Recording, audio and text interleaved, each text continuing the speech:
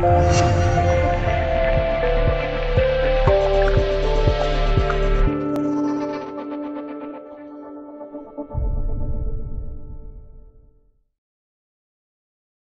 多人认为我国最好的攻击性的直升机是直10，但是事实上，我国军队最需要的直升机是直19，这是我国军队现今最急于要装备的直升机型号。虽然直19的名气不如直10，但是直19一直是被优先保证生产的直升机类型。据了解，我国现有直19直升机的数量已达到180架。已经可以装备于我国的所有陆航军队。直19从2012年开始投入生产，至今仅5年时间，其数量已经超过了180架。可以看出，我国的军队工业正处于井喷式的大好发展的状态。中国在军事设施上的发展速度十分快，我国现在总共有直升机1000架，不过如果分配给各个部队，还是不够用的。因此，我国急于提升直升机的规模数量。直19由直9发展改造而来，